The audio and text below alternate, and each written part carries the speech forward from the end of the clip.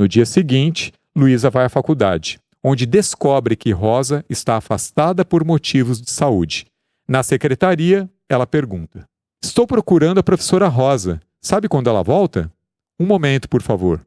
O atendente sai e volta alguns minutos depois. "Ela foi exonerada." "Exonerada? Me disseram que ela estava com problemas de saúde." "Tem mais informações sobre ela? Ela está bem?" "Lamento, não podemos fornecer detalhes pessoais dos docentes." Uma sensação fria atravessa a espinha de Luísa. Com uma suspeita inquietante, ela decide buscar ajuda. Dr. Arnaldo, que conhecia bem a professora, estava presente na assembleia que ocorrera no dia anterior. Esperava que ele pudesse esclarecer a situação, especialmente após as prisões e a descoberta de diversos aparelhos. Apressada, Luísa se dirige ao Copan. Precisava saber notícias. Contava com a possibilidade de que o advogado tivesse respostas. Ela entra correndo na recepção do escritório de advocacia.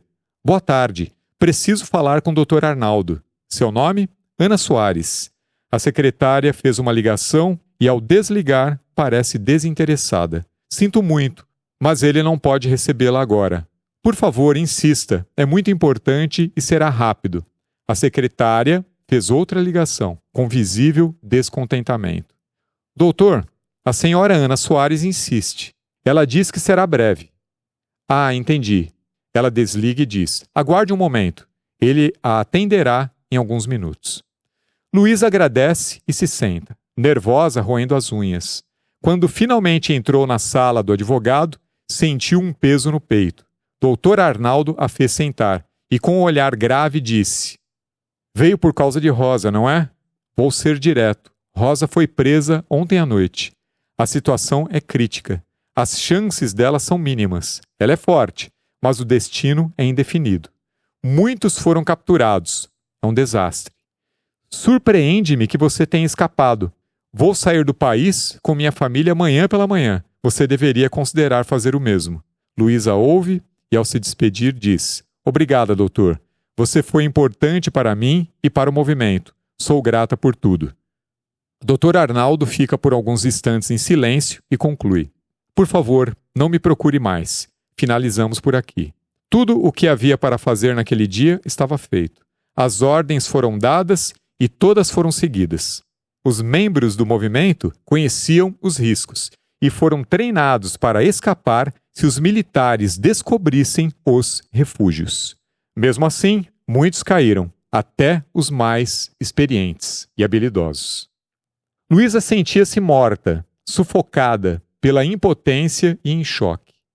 Saiu do escritório e procurou Lourdes. Elas conversaram por alguns minutos. "Ana, o que faz aqui? Está pálida e tremendo. Sente-se aqui. Está tudo bem?" Não. "Ana, nunca te perguntei sobre suas visitas ao Dr. Arnaldo. Sobre qual é o seu problema, mas, enfim, se um dia você precisar desabafar, pode contar comigo. Te considero uma grande amiga." "Não posso, infelizmente." "Também te considero uma grande amiga. É justamente por isso que não posso contar nada. É para te proteger." "Não precisa explicar. Está tudo bem." Lourdes segura a mão da amiga. "Vamos caminhar. Respire fundo e vamos andando devagar." Lourdes conhece os rumores sobre os movimentos no centro da cidade e no Copan, e imagina o envolvimento de Ana com esses movimentos políticos, mas mantém-se discreta. Luísa observa ao redor, sem forças.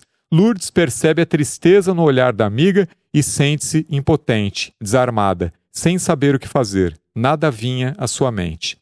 Sobem a Consolação e entram no cemitério. "O cemitério é bonito. Adoro essas esculturas", diz Luísa, quebrando o silêncio. "Também acho. Gosto deste lugar. Pode parecer sinistro, mas me sinto segura aqui. Venho com frequência, gosto de caminhar por essas alamedas." "Ana, para ser sincera, não é meu lugar preferido. Não costumo passear por aqui, mas é bonito sim." Luísa pondera sobre a necessidade de ajustar suas interações para garantir sua segurança.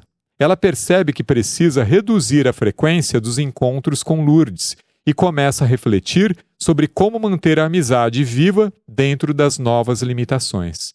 Essas medidas são essenciais para preservar sua integridade e evitar comprometer sua nova identidade. Ela decide comunicar Lourdes sobre sua decisão.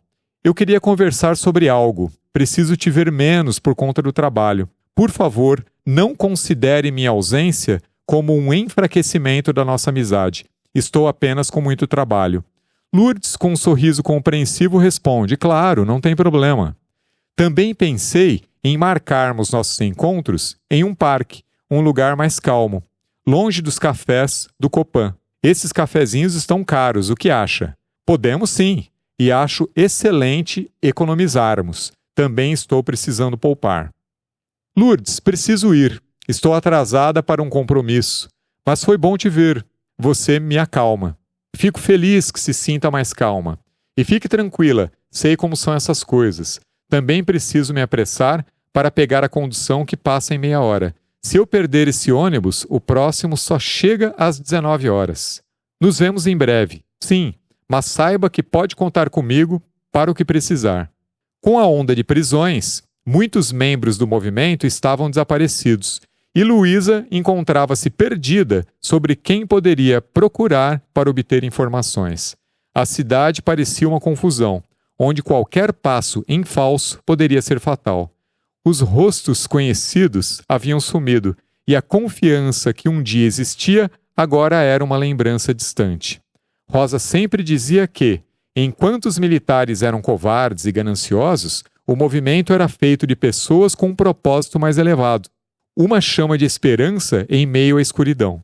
Agora Luísa se via isolada, cercada por um vazio que antes era preenchido pelas informações e o apoio da professora.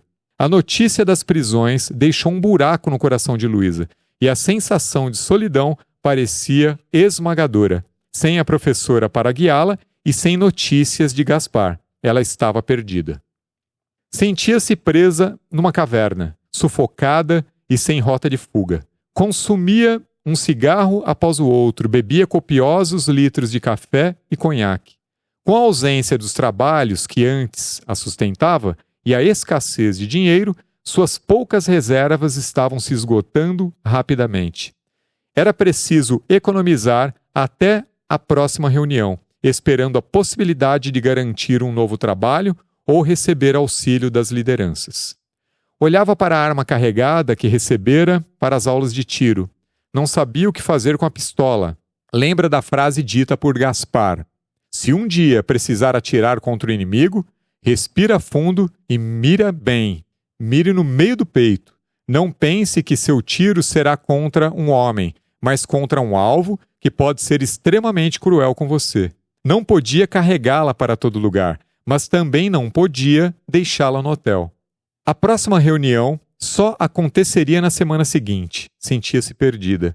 Decidiu que o melhor a fazer seria aguardar a próxima assembleia, onde novas instruções poderiam ser dadas e a situação dos sobreviventes revelada. No entanto, a espera era agonizante. Luísa sabia que, enquanto esperava, o tempo passava e a segurança se tornava cada vez mais precária. Sem o suporte de Rosa, e incerta sobre a quem recorrer, era necessário que ela permanecesse resiliente, por ela, mas também em memória daqueles que haviam caído e em apoio aos companheiros que sobreviviam nas sombras, aguardando o momento propício para agir. Pensava em Almeida e Romano, na esperança de que pudessem ajudá-la, mas não tinha certeza se deveria contactá-los. Observava a caderneta de Gaspar, analisando outros números de telefone, e sentia-se desorientada. Romano havia alertado a evitar telefonemas, pois muitas linhas estavam grampeadas. Ausente de notícias e sem saber quem estava preso ou livre, a situação se tornava cada vez mais desafiadora. Rosa lhe ensinara muito, com dicas de leitura e conversas profundas. Sem saber o que fazer, permanecia isolada, dedicando-se ao estudo dos conflitos armados na América Latina e à luta dos camponeses e operários. Sua pesquisa era imersiva e a única forma de se manter firme. Dentre as inúmeras memórias das intermináveis conversas com Rosa, uma se sobressaía. João Carlos, editor-chefe do principal jornal do Estado, Poderia ajudá-la com projetos pontuais, tais como revisões de artigos. Luísa decidiu entrar em contato com ele, não com o objetivo de buscar um emprego, mas na expectativa de receber informações sobre a professora. Movida pela esperança de obter alguma pista, dirigiu-se à sucursal do jornal, determinada a encontrar o jornalista e, quem sabe, descobrir alguma informação que pudesse levá-la até Rosa. Bom dia, procuro João Carlos. Quem deseja falar com ele? Diga que sou Ana, aluna da professora Rosa. A atendente saiu e foi até uma das baias. João Carlos a observou de longe e se aproximou. Olá, em que posso ajudá-la? Sou Ana, aluna de Rosa. Podemos conversar um minuto? João Carlos a convidou para uma sala de reuniões. Claro, me acompanhe.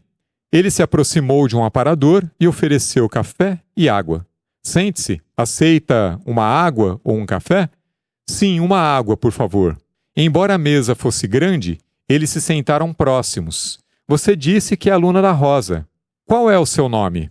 Sou Ana Clara, preciso falar com ela. Luísa observou João Carlos. Algo nele a incomodava. Seu instinto a alertava sobre possíveis intenções dissimuladas. Ela não está na universidade? A vida dela é aquele lugar. Disseram que ela se afastou por motivos de saúde. Depois informaram que ela tinha sido exonerada. Ela falou de mim? Sim. Disse que um amigo era um grande jornalista e mencionou seu nome. Rosa é uma excelente pessoa. Veja, não sei o que pode ter acontecido. Não nos falamos há algum tempo. Entendo. Achei que conseguiria informações sobre ela. João Carlos se aproximou mais de Luísa. Segurou sua mão e perguntou, olhando em seus olhos. Você acha que ela está em perigo? Luísa hesitou com a pergunta direta, mas respondeu que sim. E por que você acha isso? Não sei dizer, mas é estranho ela se ausentar assim, de uma hora para outra. João Carlos fez uma pergunta direta que a deixou preocupada. Ele segurou ainda mais firme a mão de Luísa, o que a aterrorizou. Ana, sei que você está ciente do envolvimento de Rosa nos movimentos políticos. Está estampado em seus olhos. João Carlos empurrou um bloco e um lápis para Luísa. Anote os nomes de todos os seus amigos que você acha que estão em perigo, assim como a Rosa. Vou ajudar. Me dê alguns dias. Na próxima semana prometo te passar mais informações. Luísa permaneceu quieta. Não pegou a caneta nem o bloco. Ficou olhando para o homem à sua frente. Veja, dentro das instituições do governo, também há pessoas boas que lutam por um país melhor e mais próspero, e que estão dispostas a ajudar. Então vamos proteger seus amigos. Anote os endereços dos estudantes envolvidos e de outros professores que você acredita que corram riscos. Perspicaz, Luísa inventou nomes, anotou apelidos e criou personagens fictícios. Depois agradeceu e se despediu, prometendo voltar na semana seguinte. Luísa se levantou e encostou a cadeira. João Carlos observou enquanto ela saía. Assim que a jovem deixou o escritório, ele retirou o telefone do gancho e mandou alguém atrás dela. Decidida a ir para o hotel e descansar, Luísa percebeu que um homem parecia segui-la. Ela entrou em um bar e pediu uma cerveja. Observou o homem passar direto. Para se certificar, esperou alguns segundos e foi até a porta. Ele estava na esquina, vigiando. Vestia um casaco longo, de cor escura e um chapéu cinza. Voltando ao balcão, pediu mais uma cerveja e tentou pensar no que fazer. Estava nervosa. Com uma arma na bolsa, tinha dúvidas se conseguiria usar. Um grupo de artistas entrou no bar e comprou cigarros. Ela pagou a bebida e puxou conversa com um dos jovens. Assim que saíram, Luísa agarrou o braço de um dos rapazes e sorriu, tentando se misturar com a multidão para despistar o seguidor. O rapaz era um ator simpático e divertido. Quando se afastaram do bar, Luísa disse: Gente, desculpe, me aproveitei de vocês. Estava sendo seguida e resolvi me misturar para escapar do estranho. Todos ficaram sérios por um momento e então explodiram em gargalhadas. Um dos jovens comentou: Menina, você deveria entrar para a trupe. Sua atuação foi impecável. Eles continuaram conversando, sem acreditar na história de Luísa. Ela sorriu e seguiu conversando com eles. Aquele grupo de artistas era animado, envolvido com teatro, dança e música. Pareciam leves e despreocupados. Eles pararam diante de um casarão antigo, uma república estudantil. Um dos rapazes, o mais espirituoso, se aproximou de Luísa. Bom, eu sou Thomas, e se você quiser continuar com a gente, será bem-vinda. Tem uma festa no casarão, é aniversário de um dos nossos atores. Seu nome é Ana, né? Sim, sou Ana. Claro, eu adoraria. Estou mesmo precisando de um pouco de vida social. Luísa sabia que andar pelo centro poderia ser arriscado, e estar ali, mesmo que temporariamente, parecia a coisa certa a fazer. Ótimo! Entre e fique à vontade. Não repare na desordem, a casa está um pouco bagunçada. Luísa, ainda um pouco tímida, sentiu-se confortável com Thomas. Ele era gentil e tinha um jeito perspicaz. A alegria das moças e rapazes daquela república parecia prometer uma noite agradável. Ana, você quer comer alguma coisa? Mais tarde vai ter bolo e carne assada, mas agora podemos improvisar algo. Não temos muito na geladeira, mas posso preparar uma omelete. Aceito sim, estou morrendo de fome. Precisa de ajuda? Pois é, eu também. E claro, aceito sim sua ajuda. Foram para a cozinha. Thomas abriu a geladeira, pegou algumas sobras e as colocou na bancada. Luísa lavou as mãos e quebrou os ovos. Thomas a observou com um sorriso discreto. Faz tempo que não cozinho. No sul, eu tinha uma pequena horta na janela da cozinha, cheia de ervas. Sinto falta dos aromas. E como veio parar aqui na capital? A vida me trouxe, não planejei sair da minha cidade. Era tranquila e boa a vida por lá. Um gato entrou na cozinha. Eu também tinha um gato, sinto falta dele. Ele me fazia companhia enquanto eu escrevia. Era um bom companheiro. Luísa secou as mãos e abaixou-se para acariciar o bichano. Esse aí é da vizinha. Vinha e ficava, acabou ficando. Deve achar o lugar mais divertido. Luísa sorriu. Ana, aquele sujeito na praça que você disse que estava te seguindo, por que ele estava atrás de você? É seu namorado? Thomas, podemos não falar sobre isso? Claro, desculpe se fui intrometido. Não é isso. Algumas coisas são dolorosas, às vezes é melhor não falar. Entendi. Vamos mudar de assunto? Você estuda por aqui? Não, já me formei. Por enquanto não volto para a universidade. Talvez mais para frente. Você estudou no Sul? Sim, fiz letras. O que você faz? Sou escritora. Já escrevi alguns livros. Também escrevo artigos. Reviso e presto serviços editoriais. Coisas do mundo das letras. Você mora na região? Não. Luísa sorriu e acrescentou. Meu Deus, nossa conversa está parecendo uma entrevista de emprego. Espero ter passado no teste. Desculpe, Ana, sou um bobalhão. Imagina, não tem importância. Respondendo a sua pergunta, não moro na região. Moro no centro, perto da Praça da Sé. Lá é bem movimentado. Gosta de morar lá? Não muito. É provisório. Estou procurando outro lugar. Mas os outros bairros são caros demais. Se quiser, pode ficar aqui. Temos um quarto vago para alugar. Um dos nossos amigos se formou e voltou para o interior. Também estamos alugando a biblioteca. É espaçosa. Tem porta e banheiro privativo. E o sofá lá é bem confortável. Que feliz coincidência. Gosto bastante da ideia. Depois me apresenta as opções, pode ser? Claro. Enquanto comiam, Thomas falou sobre sua paixão pelas artes cênicas. Sempre amei teatro e cinema. Quando era criança, ganhei uma câmera. Era tudo o que eu desejava. Enquanto outros meninos sonhavam com bolas de futebol, eu queria livros e cadernos para roteiros. Comecei a fazer filmes pequenos. Eu e a câmera, inseparáveis. Mas a vida é dura. A grana é curta e a situação é perigosa. Exige cautela. Perigosa? No mês passado, homens armados invadiram nosso teatro. Destruíram parte do nosso cenário. Bateram em 2 colegas. Uma pessoa foi para o hospital. Em julho, outro espaço cultural foi incendiado. O grupo ligado ao comando de caça aos comunistas foi o responsável pelo ataque, deixando um segurança ferido. Ele foi espancado e perdeu os dentes. Fizemos uma rifa para ajudar com os custos do tratamento. Estamos vivendo tempos brutais. Nossos amigos gays enfrentam ameaças crescentes e o cinema novo também está sob ataque. Até o Glauber está pensando em ir embora. O mundo das artes tem sido muito atacado. Chamam a todos nós de comunistas. Thomas, esses tempos são assustadores mesmo. É exaustivo. Um amigo diz que é preciso resistir e se indignar. Eu sinto que deveria fazer mais, mas faço minha parte, produzindo a minha arte. É o que posso fazer. Luísa olhou para Thomas com uma gratidão sincera. Aceitar sua proposta era um refúgio necessário no meio do caos que a cercava. Em poucos dias, ela já estaria morando na República. Uma mudança que traria um alívio temporário e a promessa de novas amizades.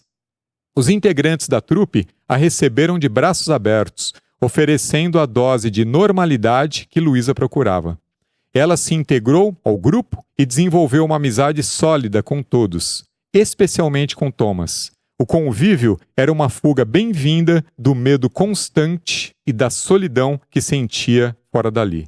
O acolhimento era um alívio precioso, mas Luísa sabia que esse refúgio estava longe de ser verdadeiramente seguro.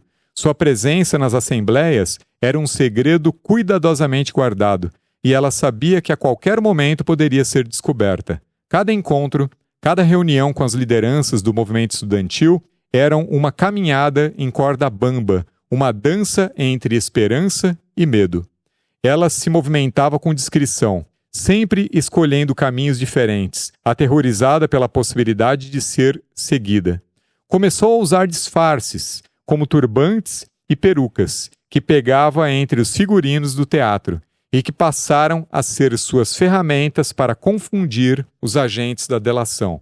No casarão, sua aparência extravagante favorecia sua mistura, sem chamar atenção indesejada. Sem pistas sobre Rosa e vivendo uma montanha-russa de sentimentos, Luísa seguia em frente entre os novos amigos. Manter-se ocupada tornou-se essencial. Luísa assumiu vários trabalhos temporários ao lado do grupo de teatro, revisando textos dramáticos, produzindo espetáculos e ajudando os amigos a decorarem suas falas. Esses projetos, além de sustento financeiro, eram um alívio para sua mente exausta. Ela se afundava nos grandes clássicos, na história, na filosofia e na sociologia, e continuava suas pesquisas sobre os movimentos políticos. E cada dia era um desafio constante de equilíbrio entre a sua vida dupla. A sensação de viver no limiar entre a vida e a morte era esmagadora, mas ela se recusava a ceder. As perdas que sofreu eram profundas, mas sua determinação em enfrentar os monstros do regime permanecia firme. Cada passo, cada disfarce e cada ato de resistência carregavam a urgência da luta pela dignidade e pela memória daqueles que foram silenciados pela repressão.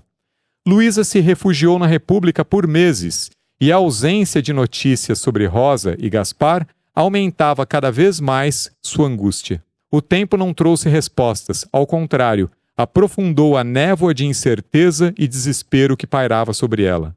Gaspar era agora uma presença nebulosa, uma sombra que ela tentava agarrar em meio ao turbilhão de informações confusas e distorcidas. Cada rumor sobre seu paradeiro a deixava mais desolada. Os relatos sobre ele mudavam constantemente. Alguns diziam que ele havia sido transferido para um local de detenção secreto. Outros afirmavam que ele estava em hospital militar, debilitado, mas vivo. A falta de consistência nas notícias apenas intensificava seu sofrimento. Cada novo boato era um golpe na esperança já frágil que ela tentava preservar. A ausência dele se tornava um peso insuportável. Cada lembrança de seu sorriso e de seus momentos juntos era um lembrete doloroso do abismo que os separava. A angústia que mantinha pelo desaparecimento de Rosa era igualmente devastadora. A professora, que se tornara uma figura maternal e inspiradora em sua vida, desapareceu sem deixar rastros. Luísa vasculhou cada pista, cada informação, mas tudo parecia em vão. Rosa não era apenas uma presença amigável, mas também a fonte de informações essenciais sobre as investigações do destino de Gaspar. Sem ela, tudo se tornou uma teia de incertezas, e suas buscas tornaram-se um labirinto de dificuldades e desencontros. Os poucos relatos sobre a professora também eram confusos. Alguns afirmavam que Rosa havia sido levada para uma prisão feminina. Outros sussurravam sobre sua presença em um centro de detenção fora da cidade. A cada dia sem receber notícias concretas sobre Rosa e Gaspar, Luísa era cruelmente lembrada da perseguição e da injustiça que assolavam o país. Em todas as reuniões clandestinas, em cada instante de silêncio, o peso da ausência deles se apresentava como um fardo pesado demais para carregar. O fio de esperança que Luísa tentava preservar se tornava uma corrida exaustiva para não sucumbir ao desânimo. Manter essa esperança viva em meio à escuridão era um desafio enorme, mas Luísa sabia que precisava continuar, manter-se firme, não apenas para buscar Rosa e Gaspar, mas para garantir sua própria sobrevivência. O amor e a dor que sentia por Gaspar e a preocupação constante com o destino de Rosa eram sua força e sua fraqueza. Gaspar era um homem de coragem, cuja sabedoria vinha dos livros e da análise dos movimentos políticos da América Latina. Suas estratégias eram precisas e quase perfeitas, mas sua experiência real em combate era limitada. Ele defendia uma guerra justa, considerando a brutalidade da tortura como um indicativo de fraqueza, não de força. Em determinado momento, Gaspar enfrentou uma liderança rival ao defender um jovem militante, um estudante de 19 anos, poeta e amante das artes. Sob tortura, o jovem revelou o ponto de encontro de uma reunião secreta destinada a explodir um depósito de armas do exército. A ação foi frustrada devido às revelações do estudante, que agora era considerado traidor e tinha sua cabeça oferecida como prêmio. Gaspar não aceitou a sentença de morte imposta ao rapaz. Essa decisão manchou seu nome e aumentou seus inimigos. Ele passou a não confiar em ninguém, sentindo-se constantemente vigiado. Luísa recordava aquela noite em seu apartamento, quando Gaspar desabafava sobre as atrocidades perpetradas pelos militares. Ele enfatizou: "Você não pode vacilar. Contra o inimigo existe uma situação crítica de sobrevivência. É olho por olho e dente por dente. Não é uma guerra entre soldados, mas uma batalha entre jornalistas, operários, escritores, poetas, estudantes, artistas, mulheres e até crianças contra soldados treinados para arrancar qualquer informação que possa destruir nossa resistência." Ele afirmava que os conflitos o haviam moldado e endurecido, mas que Luísa lhe devolvera a humanidade perdida, e concluiu: "Aprendi que a guerra não se mede apenas pela força, mas pela humanidade que se perde e que se ganha." Um novo espetáculo teatral da companhia estava prestes a começar. A terceira sineta do teatro soou, sinalizando que as luzes seriam apagadas. Nos bastidores, os artistas estavam ansiosos, aguardando a locução em off que anunciaria as normas de segurança da casa. Após a narração obrigatória, Thomas se posicionou na mesa de som, atrás das cortinas do proscênio, e começou a ler uma carta de agradecimento. "Queremos agradecer a todos os apoiadores do nosso espetáculo, ao diretor do teatro, Mário Antunes, aos técnicos e demais profissionais deste equipamento. Para construir e fomentar a arte, é preciso, antes de tudo, criar afetos, amar a vida e defendê-la. Recentemente, uma nova amiga surgiu em nossas vidas, corrigindo nossos roteiros e aprimorando nossos argumentos. É uma das pessoas mais comprometidas com a beleza. Alguém que compõe com a alma, que escreve de forma frenética, mas sem abdicar da poesia e da delicadeza, que muitas vezes não enxergamos. Querida Ana, foram noites em claro, além de alguns litros de café, para ajudar no mergulho. E hoje estamos aqui com esse público lindo e esse cenário incrível. Obrigada, querida amiga.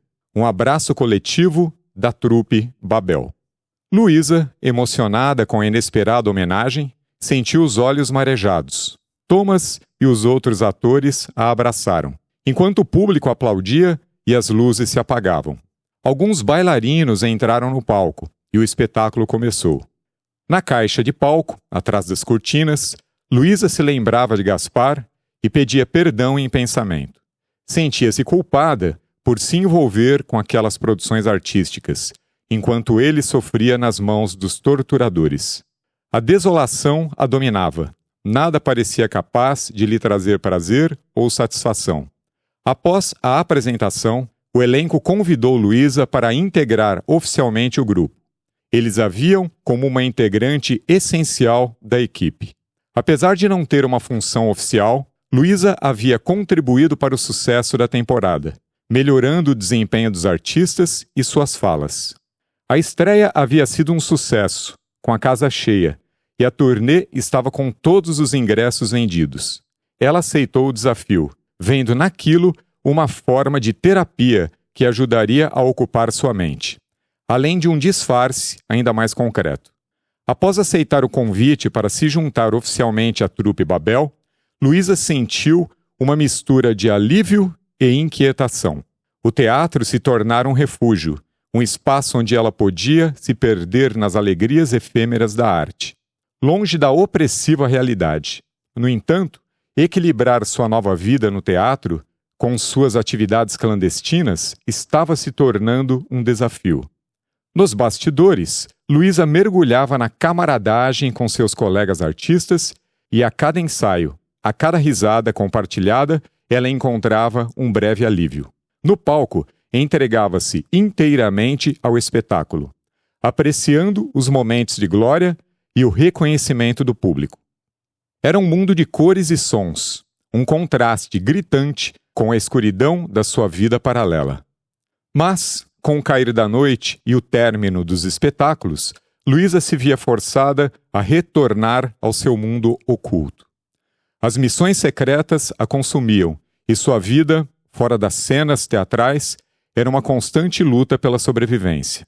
Em um dia particularmente cansativo, após um ensaio extenuante de horas e horas, Luísa se deslocou até uma praça de um bairro isolado, onde aguardava documentos e correspondências sigilosas.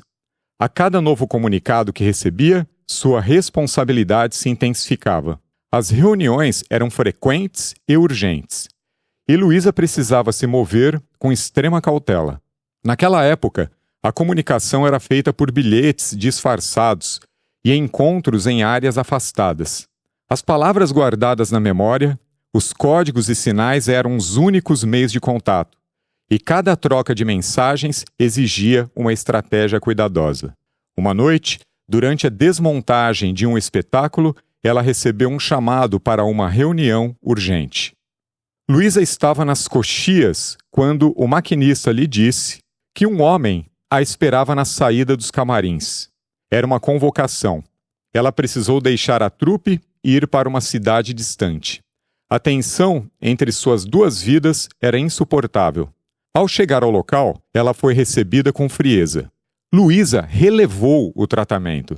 Sabia que a tensão das missões fazia todos se comportarem de forma estranha e autoritária. As operações clandestinas eram arriscadas e a pressão estava afetando o equilíbrio emocional e físico de todos. Conforme as semanas avançavam, o acúmulo de responsabilidades de suas vidas paralelas requeria um comprometimento intenso. Tarefas que ela já não conseguia mais conciliar. As constantes assembleias e o envolvimento intenso com os movimentos políticos a afastaram gradualmente das atividades da trupe. Sua dedicação ao teatro, que antes era uma fonte de alegria e escape, começou a sofrer. Ela se via menos presente, faltando a ensaios e eventos, e seu comportamento tornava-se distraído e distante. Os colegas que inicialmente a consideravam uma artista dedicada começaram a notar sua ausência. Thomas, em particular, sentia a mudança e se preocupava com a amiga. Durante um ensaio, ele se aproximou dela apreensivo. Ana, você está bem? Você tem se afastado. Está acontecendo algo? Ele perguntou, com a voz cheia de preocupação. Desculpe, estou um pouco cansada. Vou me dedicar mais. Luísa tentou sorrir, mas a tensão era evidente. Certeza de que está tudo bem? Estou bem, Thomas. Apenas muita coisa acontecendo. Thomas a observou de modo investigativo, mas sabia que era melhor não pressionar. Aos poucos, a presença dela na companhia tornou-se intermitente e sua paixão pelo teatro parecia se esvair.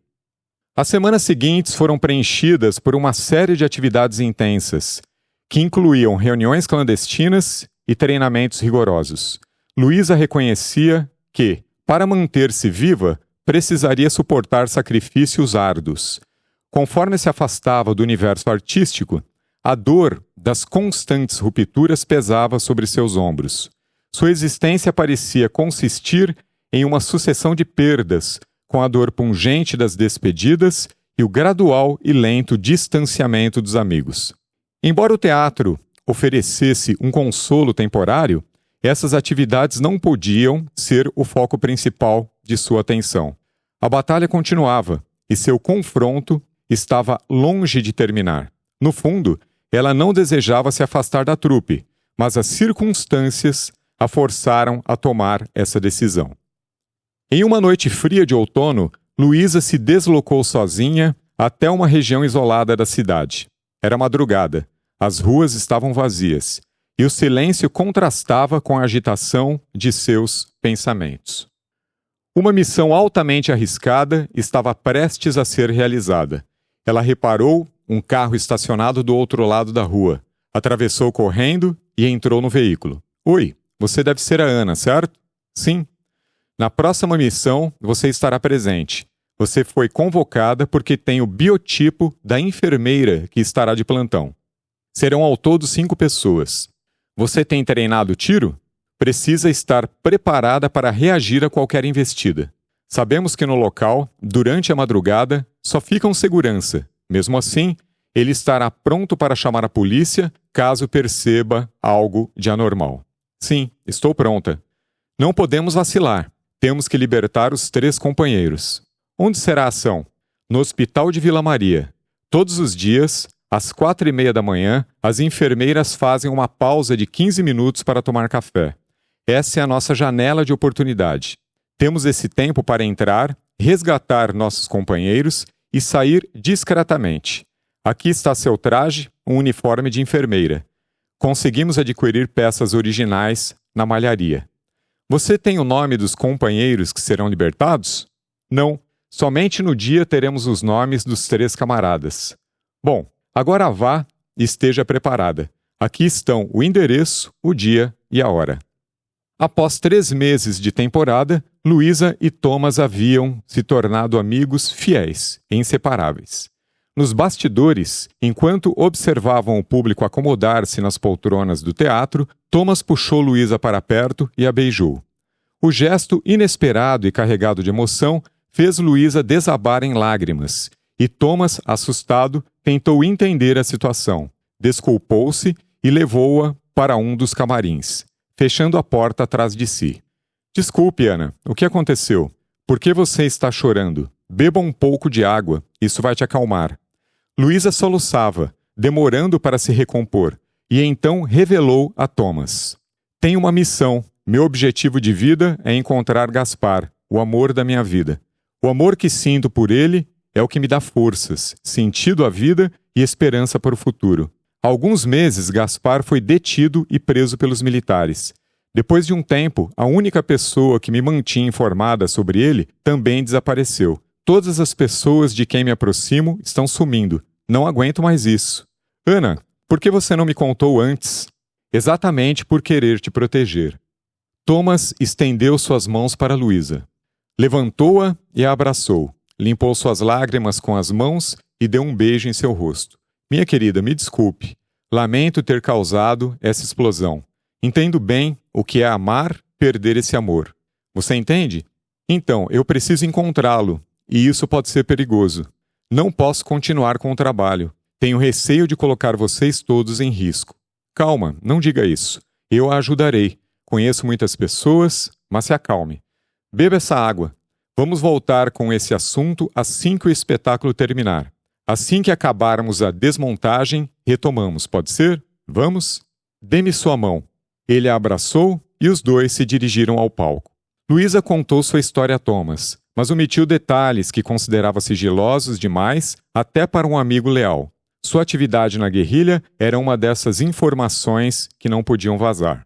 Preparada para a ação, ela observava a madrugada que apenas nascia, enquanto a tensão no ambiente se tornava intensa. Luísa observava o grupo ao seu redor, cada um imerso em seus próprios pensamentos e preocupações. No quarto do aparelho, armas, mapas, documentos, equipamentos, evidências das longas horas de planejamento. O calor das investidas militares parecia penetrar até ali, através das paredes daquele pequeno imóvel suburbano.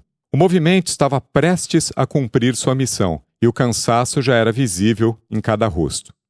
Luísa tentava se concentrar, embora seu estômago estivesse apertado de ansiedade. A operação de resgatar 3 combatentes feridos em um hospital parecia simples, mas a possibilidade de que um deles pudesse ser Gaspar adicionava uma camada extra de tensão. O grupo seguiu para o local. Dentro do furgão, Luísa vestiu-se com um jaleco branco, tentando manter-se calma, enquanto seus pensamentos giravam em torno do que estava por vir. Armados com pistolas e um pouco de temor, mas repletos de coragem, eles avançaram. Estacionaram na lateral do centro hospitalar. O ataque deveria ser rápido e focado. No corredor frio e branco, a insegurança dos novatos aumentava.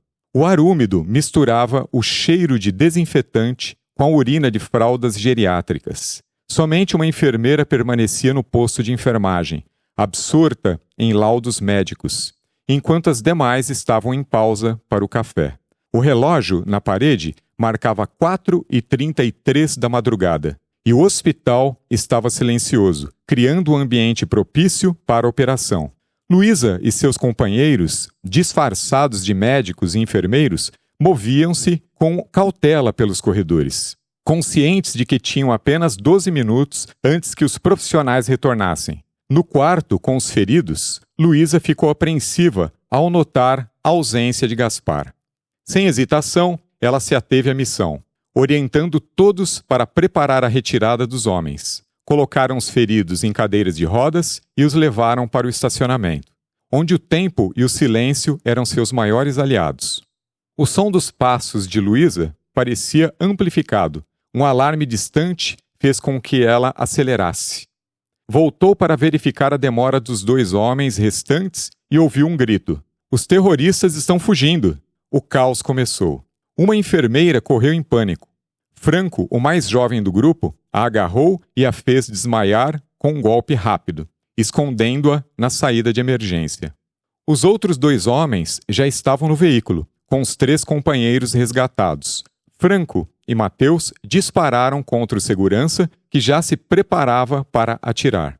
Balas uniam pelo corredor. Uma rajada estourou uma porta de vidro que separava a ala da enfermaria do centro cirúrgico. Luísa se jogou ao chão, disparando contra o segurança e acertando-o na perna, enquanto ela e Franco arrastavam Mateus, ferido no abdômen.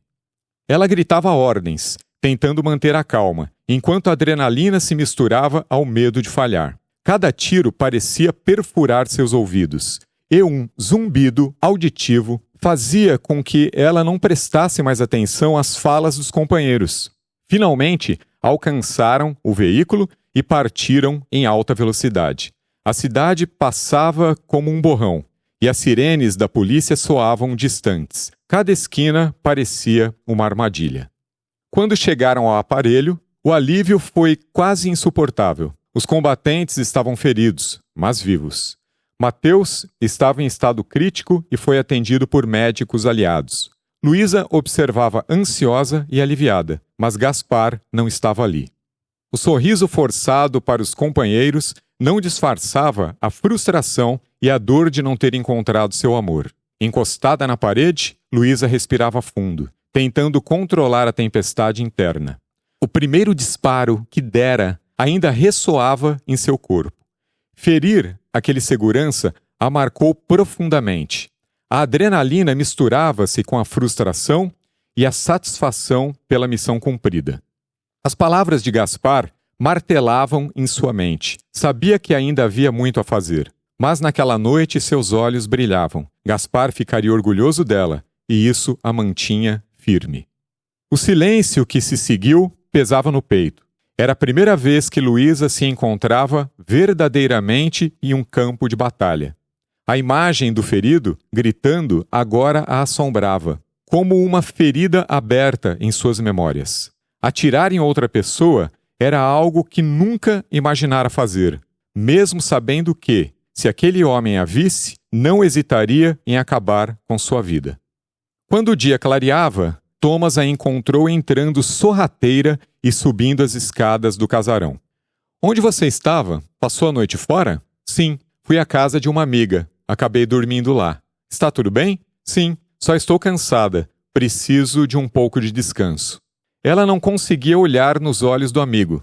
Sentia uma desonra imensa, como se sua alma estivesse exposta e ele pudesse ver sua degradação, sua descida ao mundo dos condenados.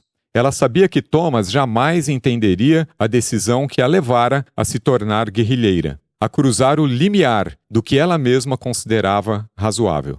Aquele dia, Luísa se trancou no quarto e mergulhou em um sono profundo, buscando nos túneis subterrâneos do descanso uma fuga das ansiedades que a assombravam. No entanto, seu sono foi agitado, inundado por pesadelos terríveis. Ela esperava que o descanso fosse uma forma de libertação, uma maneira de escapar das inquietações que atormentavam sua mente. Mas a tranquilidade tão desejada não surgiu. A guerra se alojava em cada sonho, em cada pensamento. Nas semanas que se seguiram, a busca por respostas tornou-se uma obsessão, uma contagem regressiva em que cada dia parecia se dissipar entre documentos e debates. O trabalho incansável envolvia o estudo meticuloso das informações fornecidas pelos líderes do movimento e uma pesquisa ininterrupta sobre as estratégias complexas para tentar resgatar Gaspar. No entanto, apesar de todos os esforços, suas tentativas pareciam escorrer como areia entre os dedos, deixando apenas fragmentos desconexos e inatingíveis. A frustração de Thomas intensificou-se devido à ausência de progresso, levando-o a buscar a ajuda de seu pai. Esse era um passo cheio de hesitação. Ele tinha mantido em segredo a presença de amigos subversivos em sua residência estudantil, além do envolvimento de Luísa em sua busca por Gaspar. Solicitar ajuda significava abrir uma porta para o desconhecido, expondo um aspecto de sua vida que até aquele momento havia sido ocultado da sua família. Thomas pertencia a uma tradicional família do interior de São Paulo, conhecida por sua postura conservadora. Seu pai, Rui, havia estudado em Oxford, beneficiado por uma bolsa do Conselho Britânico, e posteriormente assumira a posição de vice-cônsul. Thomas tinha menos de 2 anos quando a família se mudou para os Estados Unidos. Contudo, a permanência foi efêmera. Sua mãe, Berenice, decidiu retornar ao Brasil para cuidar da avó de Thomas, que tinha se submetido a uma complexa cirurgia cardíaca. Após 5 anos, Rui regressou, trazendo consigo uma filmadora como presente para o filho. Thomas cresceu ao lado da mãe e da avó, mas sua paixão pelo teatro e pelo cinema foi influenciada pelo incentivo do pai, cinéfilo. Com o peso da responsabilidade sobre os ombros e a necessidade de manter segredos complexos, Thomas se preparava para dar esse passo arriscado em busca de uma solução que parecia distante. Apesar das ideias libertárias de Rui, Thomas não sabia como o pai reagiria ao descobrir que ele escondia na República jovens partidários da luta armada. Consciente da gravidade da situação e tocado pela dor de Luísa, ele decidiu ir ao encontro do pai para colaborar nas investigações sobre o paradeiro de Gaspar, acreditando que seu apoio poderia ser essencial na busca por respostas e soluções. Disse à amiga que o pai era influente e justo. Ela agradeceu, sabendo que a ajuda precisava vir de cima, das pessoas com poder de decisão e contatos no alto comando. Thomas percorreu mais de 8 horas até o noroeste do estado e voltou depois de 1 semana. Luísa o esperava aflita. Oi, querido, como foi? Me conta tudo. Foi melhor do que eu esperava. Luísa ficou em silêncio, a ansiedade estampada no rosto. Ele pode nos ajudar? Sim. Ele fez algumas ligações, marcou uma reunião em Porto Alegre e indicou um advogado para nos acompanhar. O encontro será com um general conhecido da minha família. Ele tem uma dívida de gratidão com o meu pai e vai colaborar. Partimos em 2 dias. Luísa hesitou, o medo se misturando à esperança. Thomas, preciso te contar algo. O que foi? Não posso voltar a Porto Alegre. Por que não pode? Espalharam minha foto pela região. É uma foto antiga de quando eu era adolescente, mas estou sendo procurada lá. E tenho medo de ser reconhecida. Mas, Ana, por que você é procurada pelos militares? Luísa baixou a cabeça. O silêncio se estendeu entre eles. São muitas coisas. Complicado explicar tudo agora. Thomas ficou em silêncio. O peso da revelação o atingiu. Quais coisas? Diga. Os militares descobriram meu envolvimento com Gaspar. Por que nunca me contou isso? Existe mais alguma coisa, Ana? Não. Luísa sabia que não podia revelar sua verdadeira identidade, nem falar sobre suas atividades com a guerrilha. Thomas a olhou com firmeza, a expressão endurecida. Ana, você participa da luta armada? Não. Ana, você precisa confiar em mim. Claro, eu confio. Ana, envolvi meu pai e pedi que ele ajudasse. Você precisa ser sincera. Preciso entender o que está acontecendo. Thomas, um morador da Bahia foi até a polícia. Disse aos agentes que eu conhecia a localização dos membros do movimento, que tinha relações com um dos terroristas. Por esse motivo, passei a ser procurada pelos militares. Você compreende? Foi por essa razão que você se mudou para São Paulo? Sim, esse é um dos motivos. Tem mais coisas? Thomas, mesmo sendo uma imagem muito antiga, uma foto da minha primeira comunhão, acredito que isso seja sim um problema. Os policiais reviraram a minha casa, destruíram tudo, acharam a foto entre as páginas de um livro. Você não imagina o risco que estou correndo. Divulgaram a minha imagem por toda a região. Nos cartazes apareço como procurada, terrorista e perigosa. Os militares não acreditarão que desconheço o destino de Gaspar. Consegue entender? Por mais que eu queira voltar para minha terra, não posso. Não posso e não devo voltar. Thomas permaneceu em silêncio, refletindo sobre a nova revelação da amiga. Não creio que seja uma boa ideia viajar para Porto Alegre agora. Só isso, entende, meu amigo? Não posso correr esse risco. Thomas respirou fundo. Eu entendo. Eu vou. Não posso perder essa chance. Meu pai vai exigir explicações e não quero expor sua vida. Sinto muito, Thomas. Sinto muito por omitir essa informação. Está tudo bem. Eu acompanharei o advogado. Não tenho palavras para agradecer. Thomas sorriu, cansado.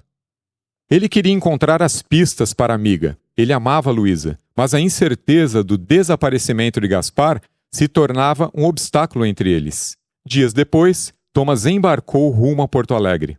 Lá, Thomas encontrou Meireles, o advogado que o acompanharia. No início da tarde, eles se dirigiram ao quartel, onde o general Lopes, comandante da divisão de infantaria do Estado e chefe do 4º Exército Brasileiro, os aguardava. Thomas sentia um desconforto crescente. A apreensão o dominava. Mas ele se manteve leal na ajuda que poderia oferecer a Luísa. Nas ruas, o apoio ao governo era evidente. Parte da população conservadora e temerosa da instabilidade e da ameaça comunista agarrava-se à promessa de ordem. Viam o regime como um pilar contra a mudança. A mídia, alinhada com interesses econômicos, apresentava o conflito como uma batalha entre a ordem e o caos, exaltando a firmeza do governo. Tropas e discursos militares construíam uma fachada de controle e segurança. No entanto, para aqueles que se tornavam alvo do autoritarismo, a realidade era brutal. Qualquer forma de discordância era prontamente reprimida. Torturas, prisões e desaparecimentos eram comuns em diversas regiões do país, criando um clima de terror. Para os apoiadores do regime, a vida cotidiana era marcada por uma aceitação silenciosa da opressão, preferindo a falsa sensação de segurança à ameaça do desconhecido. A sociedade estava dividida. Alguns apoiavam o regime militar, enquanto outros lutavam pela restauração da ordem constitucional. Thomas e Meirelles encontraram o general Lopes para uma reunião de 10 minutos. Com uma frieza metódica, o militar explicou que devia favores a Rui. Por isso, forneceria informações. Ele afirmou que Gaspar é uma liderança importante e essencial para o exército desmantelar equipamentos e capturar terroristas no sul, razão pela qual ele continuaria preso. O oficial relatou que Gaspar foi transferido para o presídio Tiradentes, no bairro do Bom Retiro, em São Paulo. Mencionou ainda que, devido a problemas de saúde, ele poderia estar recebendo tratamento em um hospital militar. Finalizou afirmando que todas as ações realizadas eram por motivos de segurança nacional e para proteger o país de possíveis ameaças comunistas. Thomas ouviu com ceticismo. As palavras do general soavam como um discurso decorado, uma cortina de fumaça. Não havia nada que pudesse fazer além de aceitar. Meirelles e Thomas saíram da reunião com uma sensação de vazio. Thomas observava os militares com suas botinas pesadas e armamentos imponentes. Suas mãos suavam, sua mente estava longe. Luísa estava agitada, seu nervosismo era evidente. Percorria a sala, impaciente, e olhava a todo instante pela janela, com o coração acelerado a cada movimento na rua. Quando finalmente viu o carro parar e Thomas descer, um breve alívio a atravessou. Ela correu para abrir a porta. "Oi, querida", disse Thomas, sua voz tensa. "E aí, como foi?", Luísa perguntou, a voz trêmula de ansiedade. Thomas balançou a cabeça lentamente e a abraçou. "O que aconteceu? Me conta." A República estava cheia de estudantes que aguardavam o início de uma partida de futebol pela televisão. Thomas lançou um olhar desconfiado para a agitação. "Vamos sair? Dar uma volta?" Ele sugeriu com expressão carregada de frustração. "Claro", respondeu Luísa, pegando um casaco e a bolsa. No carro, o silêncio foi rompido por Thomas. "Ana, a reunião foi breve, uns 10 minutos. O general confirmou que Gaspar tem informações importantes. Por isso, ele ficará preso até que todos os esquemas no sul sejam desmantelados. Gaspar foi transferido há 2 meses para São Paulo para ser interrogado e não retornou." "Ele disse onde?" "Sim, no presídio Tiradentes, no Bom Retiro, aqui em São Paulo. Disse ainda que ele poderia estar em um hospital militar." "Estou exausta dessa busca, Thomas. Por favor, pare o carro, estou passando mal." Thomas estacionou o veículo abruptamente. Luísa abriu a porta e vomitou na calçada. Thomas desceu e correu para ampará-la. Por muito tempo, Luísa viveu imersa em pesadelos, como se peregrinasse por um inferno de morte e destruição. Amigos e apoiadores do movimento realizavam buscas infrutíferas em prisões, departamentos de ordem política, aquartelamentos e delegacias. Ela passava horas mergulhada na indignação e na impotência. Não havia vidas a resgatar, nem corpos a enterrar. Os agentes do regime, bem treinados e armados, continuavam seu plano de extermínio dos opositores.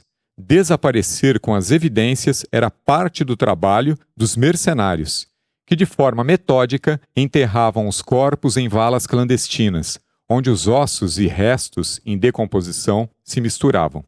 Envolvida pelo peso da incerteza, Luísa sentia o mundo desmoronar ao seu redor como um delicado castelo de cartas.